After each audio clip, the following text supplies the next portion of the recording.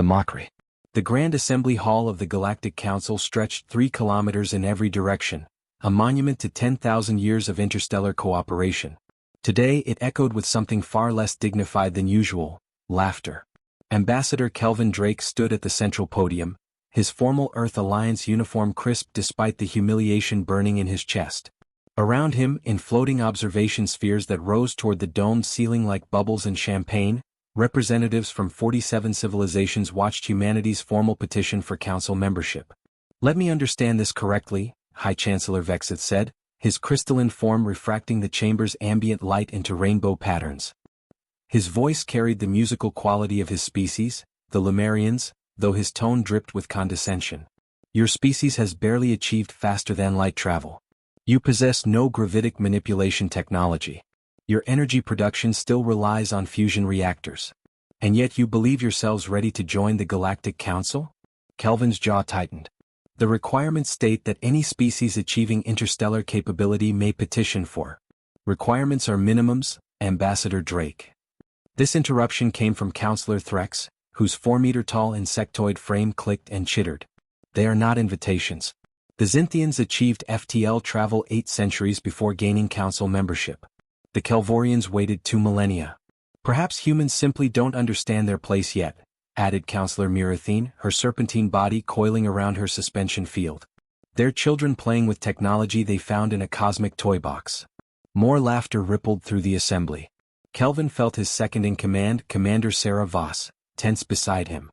Her hand hovered near her data tablet, knuckles white.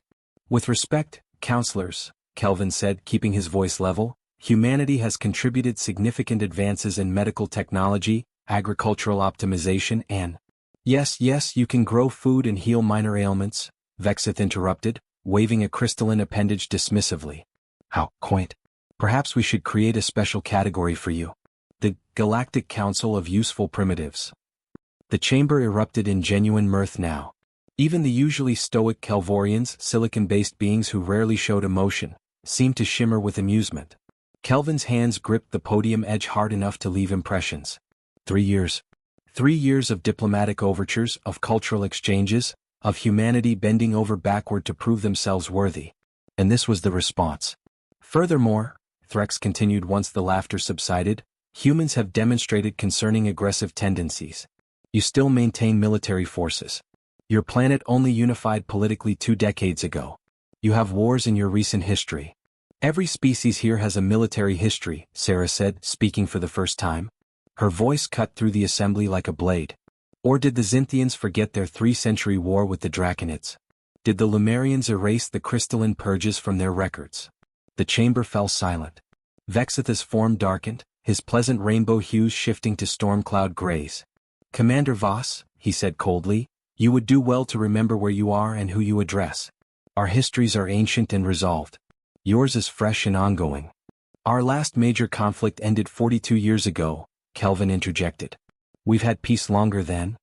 42 years. Mirathine laughed, a hissing sound like steam escaping. "I have ceremonial robes older than your peace. This is precisely why humanity is not ready. You lack perspective. You lack wisdom. You lack patience. What humanity lacks," came a new voice, deep and resonant, "is arrogance." The speaker was Councillor Zephyros, one of the eldest members of the council, a member of the ancient Eternians, beings of pure energy who had achieved physical transcendence millions of years ago. He rarely spoke, and when he did, even the most powerful councillors listened. "They come seeking partnership, not dominion," Zephyros continued, his form a swirling nebula of light in his containment sphere. "They offer their innovations freely, not demanding tribute. Perhaps the question is not whether humans are ready for the council, but whether the council is ready to remember its own principles." For a moment, hope flickered in Kelvin's chest. Then Vexith spoke again. "With all respect, Elder Zephyros, principles must be tempered with practicality. Humanity's petition is denied. They may reapply in 500 standard years, provided they meet enhanced criteria we will establish." 500 years? Sarah whispered beside him. "This session is concluded." Vexith's gavel, a beam of solid light, struck the resonance plate. The sound reverberated through the chamber like a funeral bell. As the observation spheres began to drift toward their exits, Kelvin heard scattered comments. "Did you see their faces? Honestly thought they had a chance. Humans? So earnest, so naive. Kelvin stood at the podium long after the chamber emptied, Sarah's hand on his shoulder the only thing keeping him grounded. 500 years, she said softly. They're essentially saying never. They think we're a joke, Kelvin replied, his voice hollow. Useful primitives who can grow food and patch up wounds, but not worthy of standing beside them. What do we do now? Kelvin looked up at the vast, empty chamber, at the symbols of 47 civilizations that decorated the walls, at the empty space where Earth's symbol might have hung. We go home, he said finally. We tell them what happened. And we keep proving them wrong even if they never see it. Neither of them knew that in exactly 3 months, 14 days and 7 hours, every single one of those smug counselors would be desperately calling Earth, begging for the help of the very primitives they just dismissed. And neither of them knew that humanity's response would change the galaxy forever. The silence. The return voyage to Earth took 6 weeks through the hyperspace lanes, and Kelvin Drake spent most of it staring out the observation deck of the ESS Perseverance, watching stars streak past like tears on glass. You need to eat something, Sarah Voss said, appearing beside him with a tray. The crew is worried about you. The crew should focus on their duties. But Kelvin took the tray anyway, picking at the reconstituted protein without appetite. They're already writing the report, Sarah continued, pulling up a holographic display. Recommendations for the next attempt. Technological benchmarks we should aim for. Cultural initiatives. Dr. Ramesh thinks if we can crack gravitic manipulation within a century we might. Sarah. Kelvin's voice was gentle but firm. There won't be a next attempt. Not in our lifetimes. Maybe not in our children's lifetimes. 500 years might as well be forever. So we just give up? I didn't say that. He finally met her eyes. But we need to be realistic. The council made their position clear. We're not their equals. We're barely worth their notice. The holo display flickered as an incoming transmission request appeared. Sarah frowned at the origin signature. That's odd. It's flagged as Priority 1, but it's not from Earth Command. It's from the Fringe Territories. The Fringe? Kelvin straightened. Who out there would be contacting us? Sarah accepted the transmission. The figure that materialized was humanoid but clearly not human. Skin like polished bronze, eyes that swirled with liquid silver, and 3 fingers on each hand that moved with unsettling fluidity. Ambassador Drake, the figure said in heavily accented standard. I am Trader Xylus of the Independent Merchants Guild. I witnessed your presentation to the council. If you're here to gloat, Sarah began, but Xylus raised a hand. On the contrary, Commander. I'm here to offer perspective. May I speak freely? Kelvin gestured for him to continue. The Galactic Council, Xylus said, his tone surprisingly sympathetic, is not what you think it is. It is not an assembly of the galaxy's best and brightest. It is a club. A very old, very exclusive club that has forgotten what it means to truly innovate or adapt. Then why does every species strive to join it? Kelvin asked. Because of what it represents. Access to protected trade routes. Technology sharing agreements. Defensive pacts. The Council controls approximately 40% of known space. Being outside it means being isolated. Xylus leaned forward. But here's what they don't advertise, that 40% is shrinking. Sarah pulled up a star chart. The Fringe Territories. You're talking about the expansion. Precisely. Every year more independent colonies form.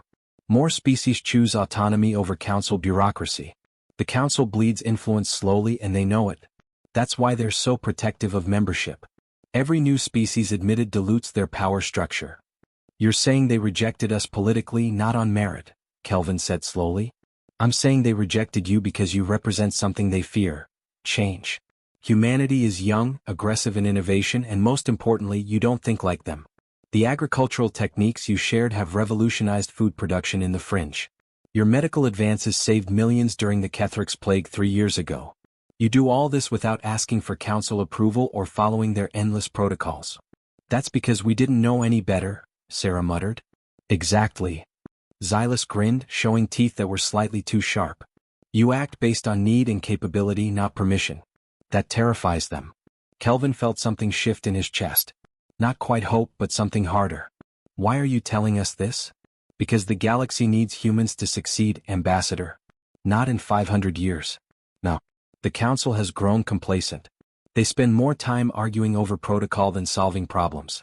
Meanwhile, the fringe faces threats they don't even acknowledge. Xylus's expression darkened. There are rumors. Things happening in the deep expanse. Ships disappearing. Colonies going silent. The Council dismisses it as pirate activity, but those of us who live out here know better. What do you think it is? I don't know. But whatever it is, when it finally draws Council attention, they're going to need more than bureaucracy and ancient protocols to face it. Xylus stood. Keep innovating, Ambassador. Keep being uselessly primitive. The galaxy will thank you for it someday. The transmission ended, leaving Kelvin and Sarah in silence. Do you believe him? Sarah asked finally. I think, Kelvin said slowly, that whether I believe him or not, he's right about one thing. We need to stop seeking the Council's approval and start focusing on what humanity does best. Which is surviving, adapting, solving problems everyone else thinks are impossible. He turned from the viewport, something like determination finally returning to his eyes. Give me a direct line to Earth Command. We need to adjust our strategy. What are you thinking? The Council doesn't want us? Fine. We'll build our own network. Every independent colony, every fringe world that needs help, every species the Council ignores. We'll show them what human cooperation looks like. Sarah smiled, the first genuine smile since the rejection. The Council isn't going to like that. Good, Kelvin replied. Maybe they'll finally start paying attention. The crisis. 3 months after humanity's rejection, the Galactic Council Emergency Alert System activated for the first time in 47 years. High Chancellor Vexith materialized in the crisis chamber before his physical form could even arrive, his consciousness transmitted via quantum link. Around him, other counselors flickered into existence, many still bearing signs of having been interrupted, Threx missing several ceremonial plates, Mirathene's patterns uneven and rushed. Report, Vexith commanded, his usual musical tone sharp with urgency. The chamber's central display ignited, showing a three-dimensional map of Council space. A section near the deep expanse border pulsed angry red. 53 colonies have gone silent in the past 14 hours, reported Admiral Krenthis, the Calvorian military commander. His silicon-based form practically hummed with distress. All attempts at communication have failed. Long-range sensors detect massive energy signatures consistent with weapons discharge. Pirates. Counselor Thorin suggested, though his tentacles writhed with uncertainty. No pirate fleet in existence could strike this many targets simultaneously, Krenthis replied. The colonies spanned 12 light-years. The attacks were coordinated, precise, and devastatingly effective. Vexith felt something cold settle in his core, an emotion his species rarely experienced. Fear. Show me the sensor data. The display shifted, showing cascading energy readings that made several counselors recoil. Massive signatures unlike anything in Council records. Ships, if they were ships, that defied conventional physics. Energy weapons that burned through shielding like it was vapor. What are we looking at? Mirathene whispered. Unknown, Krenthis admitted. The signatures don't match any known technology. They appear to phase in and out of normal space without using traditional hyperspace conduits. The Devourers, Elder Zephyros said quietly, his nebulous form dimming. After 3 million years they've returned. The chamber fell silent. The Devourers were legend, a race that had nearly consumed the galaxy before mysteriously vanishing into the deep expanse. Most species considered them myth, a cautionary tale told to young civilizations. That's impossible, Vexith said, though his voice wavered. The Devourers are extinct. They have been for as long as they've chosen to remain dormant, Zephyros interrupted. I am old enough to remember their last incursion. What you're seeing now is merely reconnaissance. When they truly attack, it will be with billions of vessels. Billions? Threx's clicking grew frantic. Our combined fleet's number may be 10,000 capital ships. We can't possibly. We must respond immediately, Vexith declared, forcing authority into his voice. Marshal our forces. Evacuate border colonies. Activate the ancient defense network. Admiral Krenthis's form flickered. High Chancellor, the defense network hasn't been maintained in 8 centuries. Most stations are automated and running on backup power. And our fleets? He hesitated. Council protocols require a minimum of 3 months to fully mobilize for coordinated action. Training exercises, command integration, supply chain activation. We don't have 3 months. Mirathene hissed. You just said 53 colonies fell in 14 hours. Then we accelerate, Vexith said firmly. Emergency powers. I'm suspending normal procedures. We move to war footing immediately. Over the next 72 hours, the Galactic Council discovered just how unprepared they truly were. The defense network, when finally activated, revealed that 60% of stations were offline or non-responsive. The automated systems that did function were running on software older than most species-written languages. Fleet mobilization proved even more problematic. Each species' military operated on different doctrines, different communication protocols, different strategic philosophies developed over millennia of isolation. When the Lemurian fleet tried to coordinate with the Xinthian armada, they couldn't even agree on basic formation patterns. "This is a disaster," Admiral Krenthis reported during the third emergency session. His normally stoic demeanor had cracked, revealing what might have been despair. The Lemurians want to establish a defensive perimeter and wait for the enemy to reveal themselves. The Draconids are demanding immediate offensive strikes. The Kelvorians are insisting on a technological solution that requires 6 months of research. Every species has a different approach, and none of them are willing to defer to unified command. "What about the defense platforms?" Threx asked desperately. "Those that are functional lack ammunition. The fabrication facilities that produced specialized ordnance were decommissioned 400 years ago as a cost-saving measure." Krenthis pulled up a logistical report that made several counselors physically recoil. "At current production rates, we might have sufficient munitions in 8 months. 8 months? Vexith repeated numbly. "Counselor Zephyros, in your experience, how long do we have?" The ancient Eternian's form had been growing dimmer throughout the crisis, as if the weight of memory was consuming him. "The Devourers move in phases. First they probe defenses, then they establish beachheads. Finally they swarm. Based on their current pace, I estimate you have 6 weeks before the full invasion begins. 6 weeks to organize a defense that should have taken decades to prepare. 6 weeks to overcome centuries of complacency and bureaucratic rot. 6 weeks to unite 47 species who had spent the last 1,000 years arguing over trade agreements and territorial disputes." It was Counselor Thorin who finally said what they were all thinking. "We need help. Outside help." "From whom?" Mirathine demanded. "Every military-capable species in the galaxy is already part of the Council. Unless you're suggesting we appeal to the fringe worlds who have even less capability than—" She stopped abruptly, her serpentine eyes widening. Threx's clicking grew rapid. "No. Absolutely not. We don't have a choice," Thorin said firmly. "Our pride has already cost us 3 days of preparation time. How many more will we waste?" Vexith knew what they were discussing, and the words tasted like acid in his consciousness. But Zephyros was right, they had grown complacent, bureaucratic, weak. They had spent centuries maintaining their power structure instead of their actual strength. And now they needed the very primitives they had mocked. "Prepare a transmission," Vexith said quietly, each word a small death. "Send it to Earth." "And say what?" Threx demanded. "That we were wrong? That the species we rejected 3 months ago is suddenly our salvation?" "Say," Vexith replied, "that the Galactic Council requests humanitarian assistance in accordance with Interspecies Cooperation Treaty Article 7. "That article is for natural disasters," Mirathine protested. "This is a disaster," Vexith countered. "And if we don't get help, it will be our last." The transmission to Earth launched 6 hours later, encoded with priority clearances that hadn't been used in living memory. It contained detailed sensor data, casualty reports, and a request for immediate assistance. What it didn't contain was an apology. Even facing annihilation, the Council's pride wouldn't allow that. They would learn soon enough that humanity didn't need apologies to help. But they might need them to forgive. The response. The transmission reached Earth Command at 0347 hours Greenwich Mean Time, and within minutes, every major governmental and military leader on the planet was being pulled from sleep.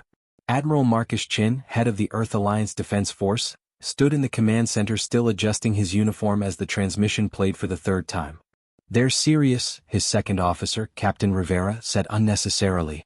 "The sensor data matches nothing in our databases. If even half their casualty projections are accurate."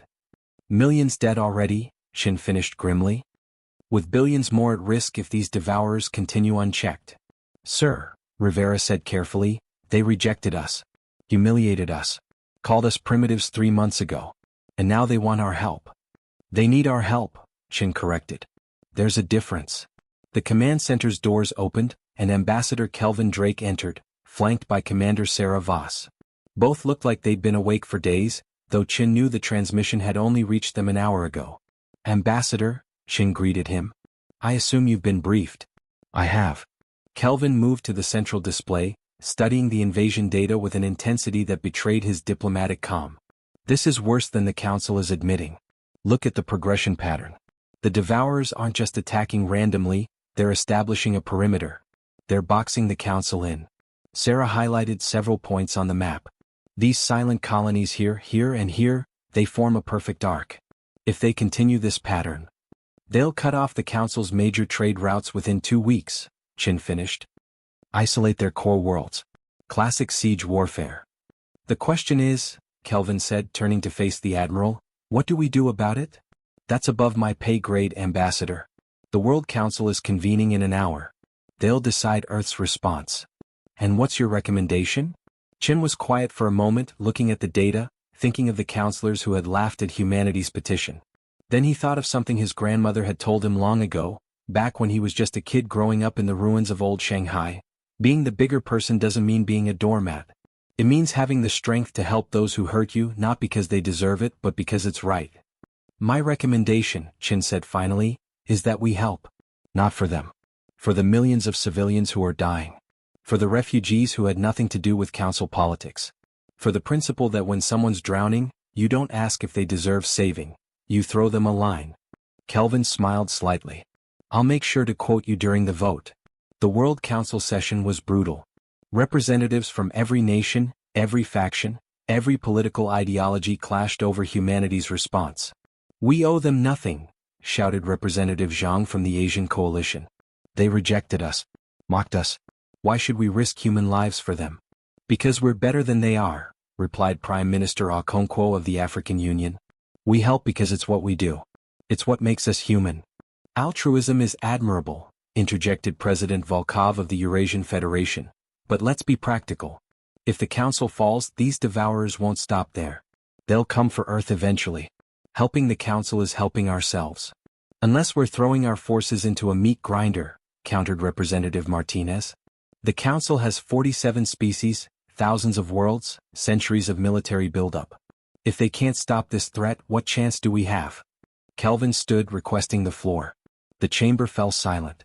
"Representatives," he began, "3 months ago, I stood before the Galactic Council and asked them to see us as equals. They refused. They called us primitives, suggested we were useful only for growing food and healing minor wounds. They dismissed us not because we lacked capability but because we lacked their approval." He activated a holographic display showing Earth's technological development curve over the past century. It was a sharp, nearly vertical line. "In 100 years, we went from chemical rockets to faster-than-light travel. In 50 years, we eliminated energy scarcity.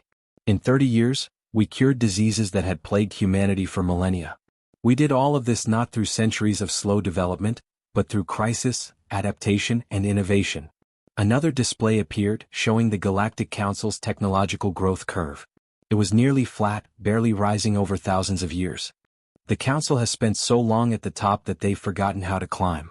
They've optimized for maintenance, not growth. For preservation, not innovation. And now, facing a threat they can't bureaucratize away, they're discovering that their ancient power means nothing against an enemy that doesn't respect tradition. "So you're saying we can succeed where they've failed?" Representative Zhang asked skeptically. "I'm saying we have something they don't: necessity. We're not the strongest military force in the galaxy. We're not the most advanced civilization. But we are the best at one thing: solving impossible problems with whatever tools we have available." Kelvin's voice grew stronger. "The Council sees this as a war to be won through overwhelming force. We see it as a problem to be solved through unconventional thinking." "What exactly are you proposing, Ambassador?" Prime Minister Okonkwo asked. "I'm proposing we help, but on our terms. We don't send our forces to die in their rigid, outdated battle plans. We offer our expertise in asymmetric warfare, rapid adaptation, and creative problem-solving. We show them how primitives survive."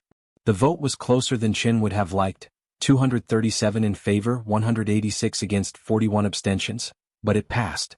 Earth would assist the Galactic Council. But first, they needed to understand exactly what they were facing. Dr. Yuki Tanaka, head of the Earth Alliance Xenobiology Institute, spent 6 hours analyzing the Devourer energy signatures before calling for an emergency meeting. "They're not ships," she announced, her exhaustion evident but her eyes blazing with discovery. "Or at least, not ships as we understand them. These signatures suggest biological components integrated with technology. The phase-shifting ability? It's not a drive system, it's organic. They're literally existing between dimensions." "That's impossible," Sarah said. "It should be," Dr. Tanaka agreed. "But the energy consumption patterns match biological metabolic processes scaled up to massive proportions. The Devourers don't build ships. They grow them." Chin felt his blood run cold. "You're saying we're fighting a living armada?" "I'm saying we're fighting an ecosystem. One that's evolved to consume and adapt. Traditional weapons target mechanical weaknesses, hull breaches, power system failures, command structure disruption. But these things? They're more like a school of fish or a swarm of locusts. You can't destroy their bridge, because they don't have one. You can't target their engines, because they don't have them in any conventional sense. Then how do we fight them?" Kelvin asked. Dr. Tanaka smiled grimly. "The same way you fight any invasive species. You find their weakness and you exploit it mercilessly. And fortunately, Earth has more experience with biological warfare than any species in the galaxy." "The Blight," Sarah whispered, understanding dawning. "The Blight had nearly destroyed Earth 40 years ago, a synthetic virus that had escaped from a research facility and spread across continents before humanity developed a counteragent. It had been Earth's darkest hour, but also its greatest learning experience. We know how to fight enemies that adapt and evolve," Dr. Tanaka continued. "We know how to track biological systems, predict their mutations, develop targeted responses. The Council is trying to fight a war. We need to fight a plague." Chen looked at the assembled team, a diplomat who'd been rejected, a scientist who saw possibilities instead of impossibilities, a commander who refused to give up, and himself, an admiral who'd learned warfare in the ruins of old conflicts. They were exactly what Kelvin had described. Primitives who specialized in solving impossible problems. "How long until we can deploy?" Chen asked. "I need 3 days to analyze the samples the Council sent," Dr. Tanaka replied. "Another week to develop initial countermeasures. 2 weeks if you want something reliable." "You have 5 days," Chen said. "Because in 6, we're taking a fleet into the deep expanse to buy the Council time. And we're going to need every advantage we can get." As the meeting dispersed, Sarah pulled Kelvin aside. "Do you think they'll listen to us? The Council, I mean. They were pretty clear about their opinion of human expertise." Kelvin remembered Vexitha's dismissive wave, Threx's clicking laughter, Mirathine's hissing condescension. Then he thought of the refugee reports, the casualty numbers, the colonies crying out for help that the Council's pride had delayed. "I don't care if they listen," Kelvin said quietly. "We're not doing this for them. We're doing it because it's right. And if they're smart, they'll learn something. And if they're not? Then we save them anyway," Kelvin replied, "and let history judge which of us was truly civilized." The Gambit. The ESS Defiance dropped out of hyperspace at the edge of the combat zone with 63 other Earth Alliance vessels. It wasn't much compared to the thousands of Council ships already engaged, but Admiral Chen had never been one to measure success by size alone. "All ships, status report," he commanded from the bridge. Captain Rivera coordinated the responses. "Fleet formation stable. All vessels reporting ready status. Dr. Tanaka's research team is standing by in the laboratory ships. Ambassador Drake has established communication with the Council Fleet Command." Chen nodded. "Put him on screen." Kelvin appeared, looking distinctly uncomfortable in the makeshift quarters aboard one of the destroyers. Behind him, Sarah was coordinating with someone off-screen. "Admiral, I've made contact with Admiral Krenthis. He's skeptical. Let me guess, he wants us to reinforce their perimeter and follow standard defensive protocols." "He wants us to stay out of the way," Kelvin corrected dryly. "Apparently, bringing primitive vessels into an active war zone violates about 17 different Council military regulations." Chin felt his jaw tighten. They'd crossed half the galaxy, risked their limited fleet, and brought humanity's best scientific minds to help, and the Council was still worried about protocols. "Tell Admiral Krenthis that we didn't come here to follow regulations. We came here to solve a problem. If he wants our help, he needs to give us operational freedom." A new voice cut into the channel. "That is unacceptable, Admiral Chin." The view screen split, showing Kelvin on one side and Admiral Krenthis on the other. The Kelvorian commander's silicon-based form seemed particularly rigid today, his surface patterns flickering with barely contained irritation. "This is a Council military operation," Krenthis continued. "Your vessels lack proper training, your tactics are unproven, and your technology is generations behind ours. I cannot in good conscience allow you to—" "Sir." A panicked voice interrupted from Krenthis's bridge. "Devourer fleet incoming. Bearing 273 Mark V. Count is, oh gods, count is over 300 vessels." The view screen erupted with activity as the Council fleet scrambled to respond. Chen watched their formations shift, perfectly coordinated, textbook defensive positioning, exactly what any military academy in the galaxy would have taught. It was also exactly what the Devourers were expecting. The enemy fleet phased into normal space like wounds opening in reality. Dr. Tanaka had been right. These weren't ships in any conventional sense. They were organic, flowing things that seemed to swim through space itself. Some were massive, the size of cities. Others were small and darting like predatory fish. All of them pulsed with that characteristic energy signature that had become humanity's introduction to true cosmic horror. "Council fleet is engaging," Rivera reported. "Energy weapons, they're having minimal effect. The Devourers are phasing out just as the shots land, then phasing back in after the energy dissipates." Chin had seen the tactical reports. Every Council engagement with the Devourers followed the same pattern. Initial contact, optimistic firing solutions, minimal damage, then desperate retreat as the organic ships swarmed and consumed everything in their path. "Dr. Tanaka, are you recording this?" Chen asked. "Every second," came the scientist's voice over comms. "The phase pattern is consistent with my models. They're not actually leaving normal space, they're shifting into a dimensional overlap where conventional energy just passes through them." "Can we hit them?" "Yes, but not with energy weapons. We need kinetic impactors. Solid mass traveling fast enough that it has momentum in both dimensional states. The Devourers might be able to phase through energy, but they can't phase through matter itself."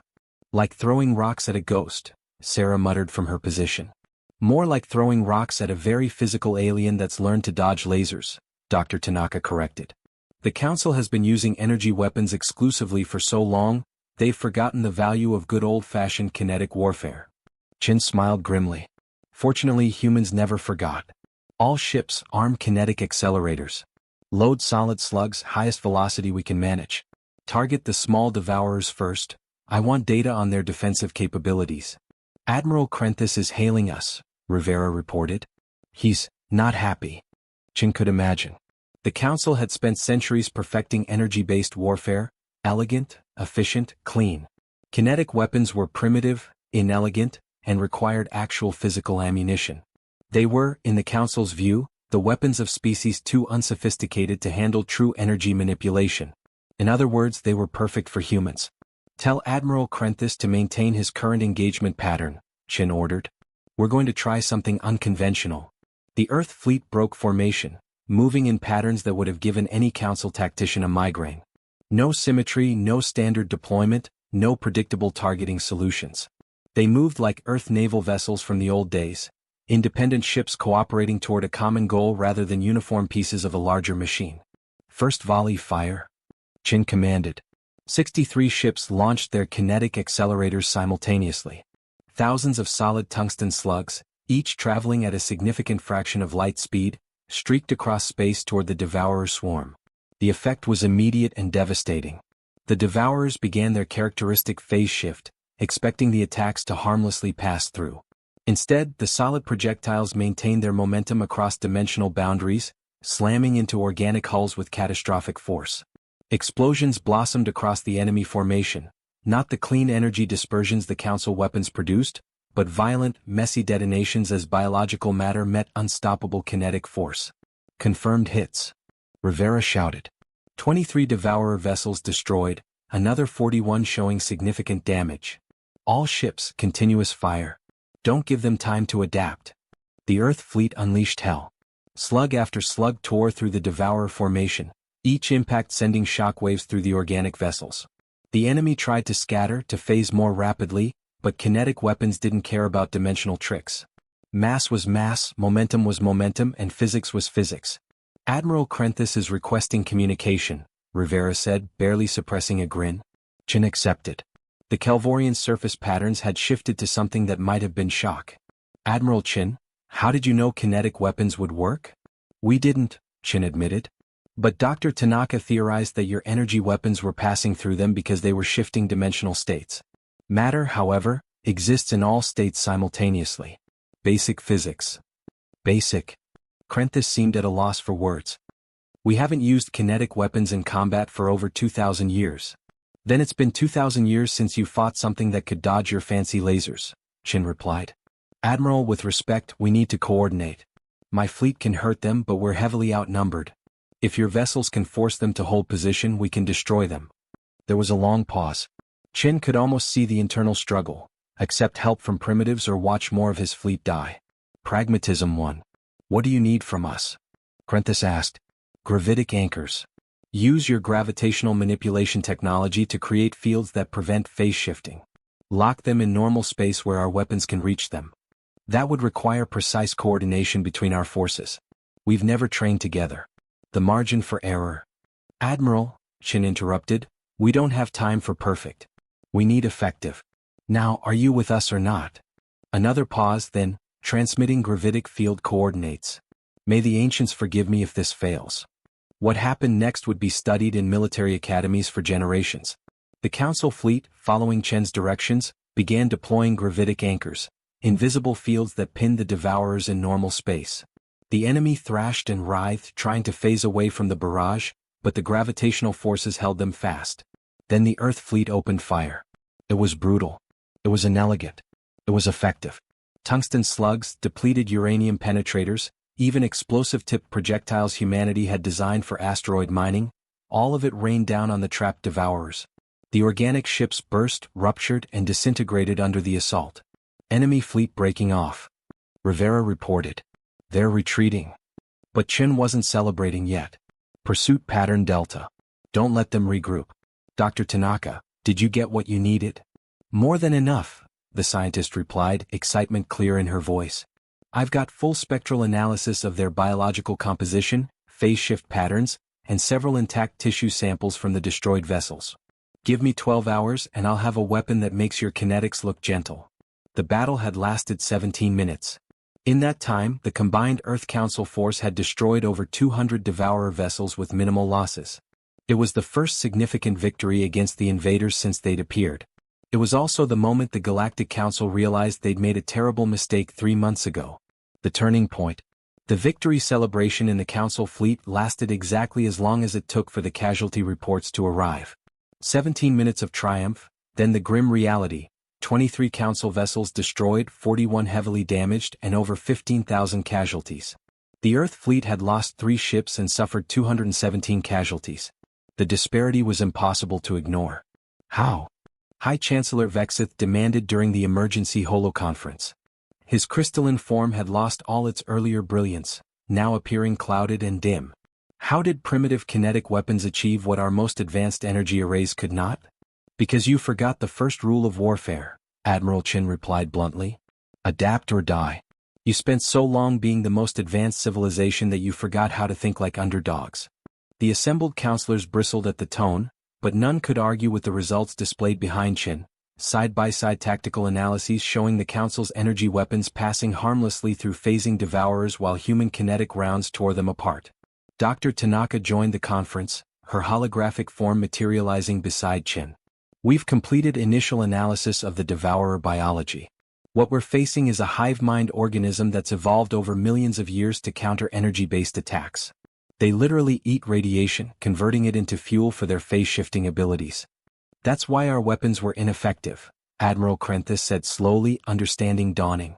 We were feeding them. Exactly. Every shot you fired made them stronger. But they haven't encountered kinetic warfare in their evolutionary history, probably because most advanced species abandoned it millennia ago. To the devourers, we're fighting with weapons they can't adapt to because they've never needed to. Primitives, Counselor Mirathine said softly, her serpentine eyes fixed on Kelvin Drake, who stood silently in the background. You called yourselves useful primitives in your petition. We laughed. You did, Kelvin agreed, his tone neutral. You also told us we lacked perspective, wisdom, and patience. But what you really meant was that we lacked your approval. Your validation. Your permission to be considered equals. The conference chamber fell silent. Even Vexith seemed unable to muster a response. The irony, Kelvin continued, is that you were right about one thing. We are primitive compared to you. We don't have gravitic manipulation, dimensional transcendence, or consciousness transfer. We have rocks, metal, and the stubborn refusal to give up when everyone says something is impossible. And right now, that's exactly what this galaxy needs. Ambassador Drake, Elder Zephyros spoke for the first time, his nebulous form brightening slightly. Your words carry wisdom beyond your years. The Council has learned a harsh lesson today. With respect, Elder, Sarah Voss interjected, the Council hasn't learned anything yet. This was one battle. The Devourers will adapt. They always do. Dr. Tanaka, show them. The display shifted, showing projected Devourer evolution patterns based on the collected data. The organic ships were already showing signs of developing thicker armor plating, redundant biological systems, and more aggressive swarming tactics. Within a week, Dr. Tanaka explained, our kinetic advantage will be significantly reduced. Within 2 weeks, they'll have evolved countermeasures. We didn't win today because we're superior. We won because we surprised them. That surprise is already wearing off.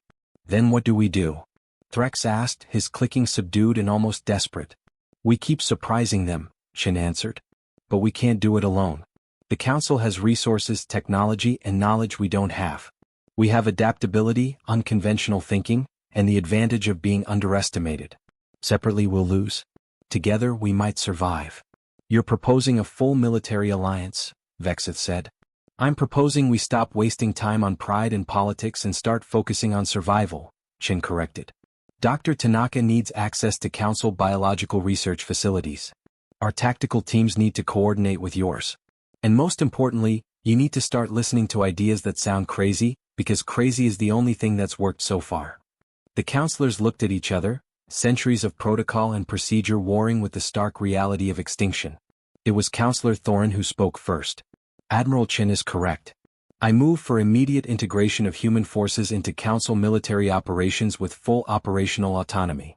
Seconded, Krenthis added, his silicon form resonating with what might have been respect. The vote passed unanimously.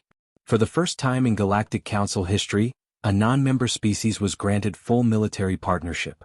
Over the next 10 days, everything changed. Dr. Tanaka, given access to Council xenobiology labs and their vast databases, developed a bioweapon that targeted the Devourer's hive-mind communication network. It didn't kill them, but it severed their coordination, turning organized swarms into confused individuals. Human tactical officers introduced concepts the Council had never considered: guerrilla warfare, asymmetric engagement, psychological operations. They taught Council captains how to fake retreats, lay ambushes, and exploit enemy overconfidence. Most importantly, humans taught the Council how to fail fast and learn faster. When a tactic didn't work, they abandoned it immediately instead of spending weeks in committee analyzing why a perfect plan had failed. The results were dramatic. Council forces, fighting alongside human advisors, began winning engagements they would have lost weeks earlier. Devourer advance slowed, then stopped, then reversed. But everyone knew it wasn't enough. They're probing our defenses, Kelvin said during a strategy session in the newly established Joint Command Center. Testing different approaches. They're learning about us just like we learned about them. Then we need to stop reacting and start dictating terms, said Commander Helena Vasquez, one of Earth's best tactical minds. She'd been studying Devourer behavior patterns obsessively. They're not mindless. They're strategic. They establish beachheads, consolidate positions, then push forward. It's textbook invasion doctrine. Which means they have a staging area, Sarah realized. Somewhere in the deep expanse where they're regrouping between attacks. Find it, Chen ordered. Because if we can hit them at their source, we might actually win this thing. The search took 6 days and required every sensor array the combined fleet could muster. When they finally found it, the scope of what they were facing became terrifyingly clear. The Devourer staging area wasn't a base. It was a world. A massive, organic planet ship that pulsed with the same phase-shifting energy as the smaller vessels. Around it, thousands of Devourer ships moved in orbital patterns like blood cells circulating through a body. That's their queen, Dr. Tanaka whispered, staring at the readings. Or their heart. Or their brain. Possibly all three. That's where they're spawning from. It's also heavily defended, Admiral Krenthis noted. Approaching it would require running a gauntlet of every Devourer in the deep expanse. Then we don't approach it, Kelvin said quietly. We make it come to us. Everyone turned to look at him. You want to lure it out? Vexith asked incredulously. That thing is the size of a moon. Yes, but it's also biological. And every biological organism has one universal trait. It responds to threats to its survival. Kelvin pulled up a star chart. We've been fighting defensively, protecting our territory. But what if we stopped? What if we concentrated our entire fleet and attacked directly toward their staging world, bypassing their forward positions entirely? They'd be forced to redirect forces to protect it, Sarah finished, catching on. We could split their fleet, engage them piecemeal. It's suicidal, Threx said flatly. We'd be surrounded, cut off from supply lines, fighting in their territory. Yes, Kelvin agreed. That's why it might work. The Devourers think we're predictable, that we'll keep fighting the same defensive battle. They won't expect us to go on the offensive. Not like this. It's a hell of a gamble, Shin said. Everything about this war has been a gamble, Kelvin countered. The difference is, this time we're betting on human unpredictability instead of council predictability. The debate raged for hours, but in the end, desperation won. The combined fleet would make a direct assault on the Devourer staging world, forcing the enemy to fight on multiple fronts simultaneously. It would be the largest military operation in galactic history. It would also be humanity's final exam in the eyes of the Galactic Council. Pass, and they'd prove themselves worthy of standing among the stars. Fail, and there would be no one left to judge anyone. The last gambit. The combined fleet assembled at the edge of the deep expanse looked like a fever dream. Sleek council vessels with their elegant curves and glowing energy matrices positioned alongside blocky human ships that looked like they'd been designed by pragmatists with a grudge against aesthetics. 60,000 vessels. 47 species. One desperate plan. Admiral Chin stood on the bridge of the ESS Defiance, now serving as the Joint Fleet flagship. Around him, holographic displays showed every captain in the Armada, Kelvorian silicon forms, Lemurian crystalline entities, Xinthian insectoids, Draconid reptilians and dozens of others, all waiting for orders from a human admiral commanding a species that hadn't even existed on the galactic stage 6 months ago. All vessels report ready, Captain Rivera announced. Fleet formation is holding stable. Dr. Tanaka's bioweapon is loaded and armed across all compatible vessels. Ambassador Drake, any last-minute diplomatic miracles you'd like to pull out? Chin asked with gallows humor. Kelvin, standing at his station, managed a slight smile. I'm fresh out. But I did send a message to the Council homeworlds. Told them if we don't make it back, at least they'll know humans died trying to save them. Figured that was diplomatic enough. Eloquent to the end, Sarah muttered. Fleet is synchronized, Admiral Krenthis reported from his command ship. Gravitational anchor generators are calibrated. When we engage, we can pin approximately 40% of their forces in normal space. The rest will be up to your kinetic weapons. And the bioweapon? Chin asked. Dr. Tanaka appeared on screen from her laboratory ship, surrounded by enough biohazard warnings to make a safety inspector faint. Ready. Once we're in range of the staging world, we deploy.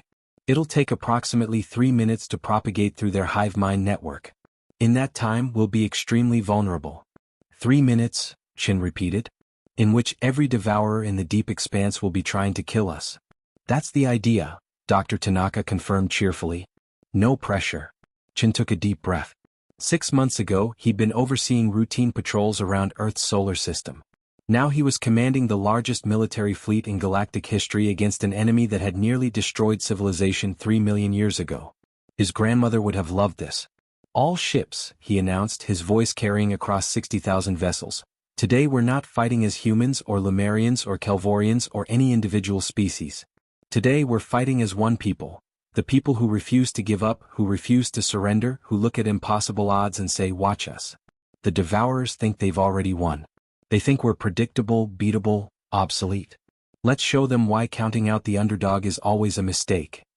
He paused, then added with a slight grin, also, if anyone survives and I don't, tell the Council I expect Earth's membership application to be reconsidered. Preferably with an apology. Scattered laughter rippled across the fleet channels, nervous but genuine. All vessels jump on my mark. 3, 1, a mark. 60,000 ships activated their hyperspace drives simultaneously, and the universe folded. They dropped out of hyperspace directly into hell. The Devourer staging world filled their view screens, a massive, pulsing organism that defied conventional physics. Around it, thousands of enemy vessels swarmed like angry hornets, and more were phasing into existence every second. Contact. Multiple contacts. Rivera shouted. Reading 17,000 Devourer vessels and climbing. All ships, evasive patterns. Chin commanded. Krenthis, deploy gravitational anchors. Tanaka, start the countdown. Everyone else, make them work for it. The battle erupted instantly. Devourer ships phased into attack positions, their organic weapons tearing into the fleet with deadly precision. Council vessels deployed their gravitational anchors, creating invisible cages that trapped the enemy in normal space. Human kinetic weapons opened fire, turning space into a deadly crossfire of solid projectiles moving at relativistic speeds. It was chaos. Beautiful, terrible chaos. First wave neutralized. Krenthis reported. But they're adapting. Second wave showing increased armor density. Deploy explosive rounds. Chin ordered. Tanaka, how long? 2 minutes 40 seconds. A Devourer ship the size of a city phased directly beside one of the Council carriers. Before the crew could react, organic tendrils lashed out, piercing the hull and pulling the vessel into a crushing embrace. Carrier Luminous Dawn is down, someone screamed across the channels. Hold formation. Chin commanded even as his heart sank. They were losing ships by the dozen and the enemy kept coming.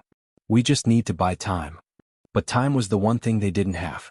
The Devourers were throwing everything at them now, abandoning all pretense of strategy in favor of overwhelming force.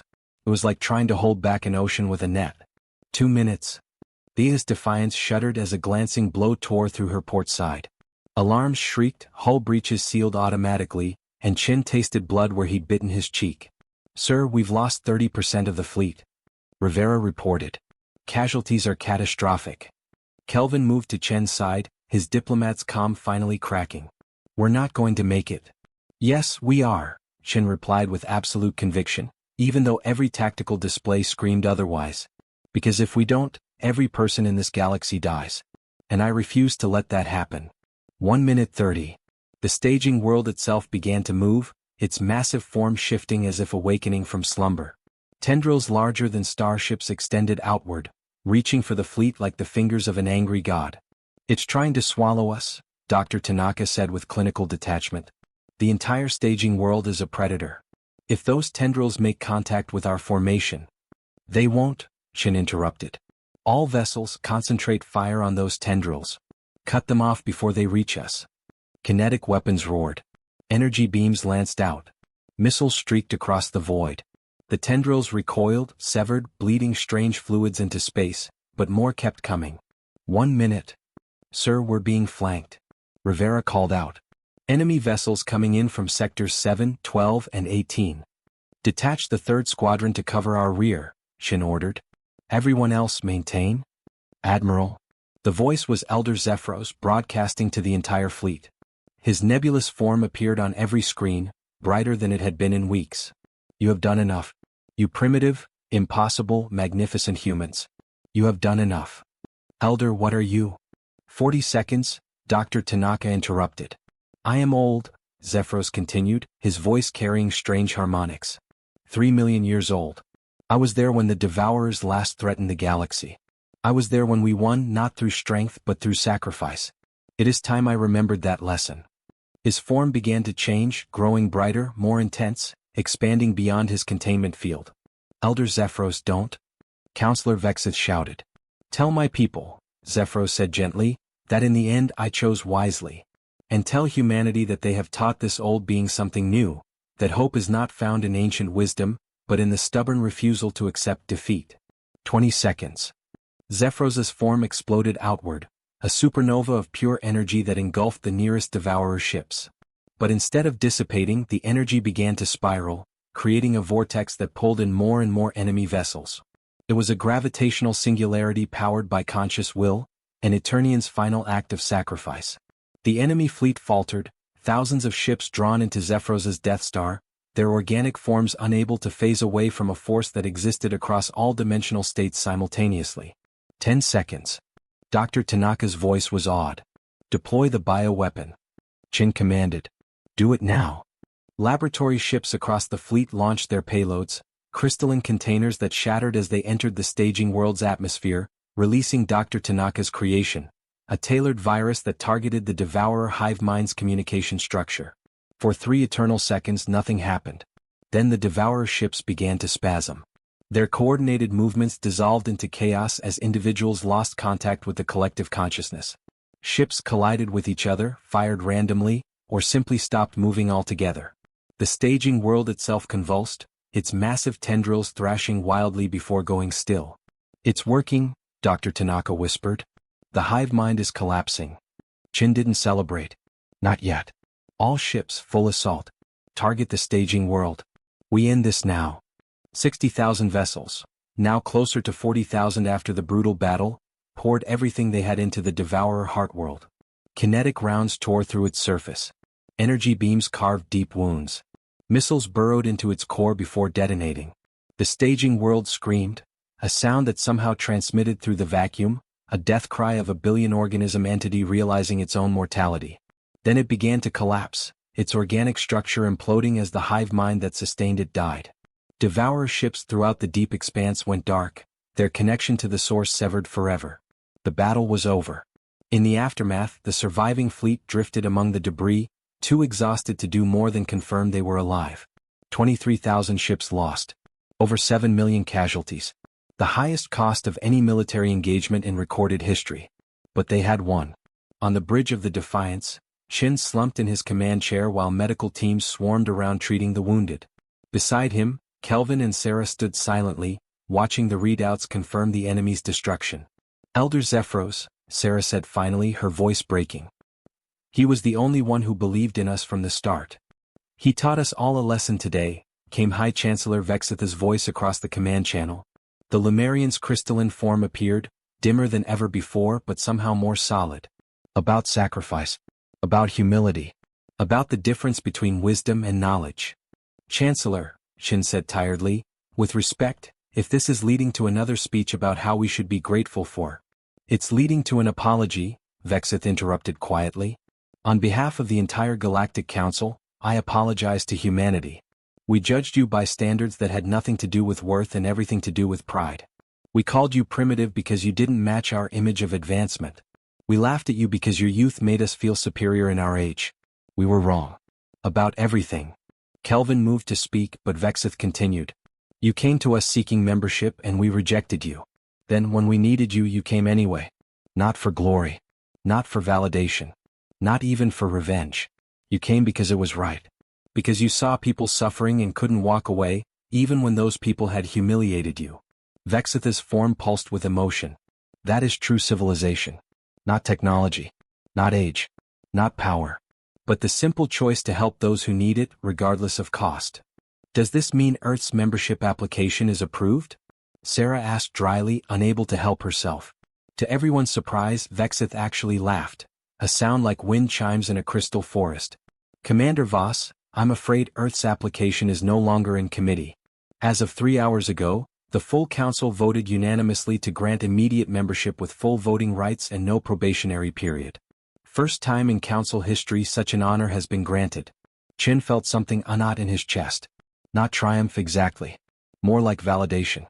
Recognition that the last 6 months of struggle, sacrifice, and stubborn human persistence had meant something. "On one condition," Vexith added. "Of course there's a condition," Kelvin muttered. "The condition," Vexith said, "is that humanity establishes a military academy to train council forces in your particular brand of impossible problem-solving. We have spent too long being the strongest. You have reminded us what it means to be the cleverest." "We call it thinking outside the box," Sarah offered.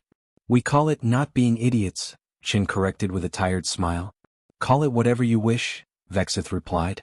"Just teach us how to do it. The galaxy needs more primitives like you." As the transmission ended, Kelvin turned to Chen with an exhausted grin.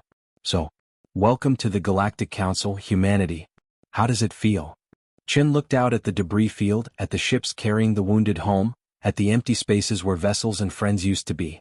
He thought of Elder Zephyros' sacrifice, of the 7 million who died proving humanity's worth, of the stubborn, impossible species that had faced extinction and said, "Not today." "It feels," he said finally, "like we earned it." Epilogue, 6 months later. The Grand Assembly Hall of the Galactic Council looked different now. Among the 47 species symbols on the walls hung a new one, a blue marble streaked with white clouds, a green and brown world that had taught the galaxy to dream again. Ambassador Kelvin Drake stood at the central podium, not as a petitioner this time, but as a full member proposing new legislation. Around him, counselors from across the galaxy listened with genuine attention. The Human Initiative for Young Civilizations, Kelvin explained, would establish contact protocols for newly spacefaring species, offering support and partnership instead of isolation. We would help them avoid the mistakes we made and, more importantly, help the Council avoid the mistakes you made with us. Some might say you're being generous given how we treated you, Counselor Mirathine noted. Some might say we're being practical, Sarah Voss corrected from her position as Earth's second representative. Every species we help becomes a potential ally. Every young civilization we support becomes one less that grows resentful of Council arrogance. We're not being generous. We're being smart. The vote passed unanimously. Later, at the reception celebrating Earth's formal integration, Dr. Yuki Tanaka found herself surrounded by xenobiologists from a dozen species, all eagerly discussing her work on bioweapons and cross-species medical applications. Admiral Chin stood with Admiral Krenthis, both reviewing applications for the newly established Human Tactical Academy. Krenthis had been the first to enroll, admitting with surprising humility that 2,000 years of military doctrine had nearly cost them everything. And in a quiet corner, Kelvin Drake stood before a memorial crystal that held Elder Zephyros's essence, or at least the last recorded thoughts before his sacrifice. "Thank you," Kelvin whispered to the crystal, "for believing in us when no one else did." The crystal pulsed once, faintly as if in acknowledgement. Humanity had come to the stars seeking acceptance. They'd found rejection, then crisis, then purpose, and finally, in the crucible of war, they discovered something more valuable than acceptance. They discovered who they really were. Not the strongest species. Not the oldest. Not the most advanced. But the ones who looked at impossible odds and refused to quit. The ones who saw people suffering and couldn't walk away. The ones who took mockery and humiliation and responded with help instead of hate. The useful primitives who saved the galaxy. And in doing so, taught 47 ancient civilizations what it truly meant to be advanced.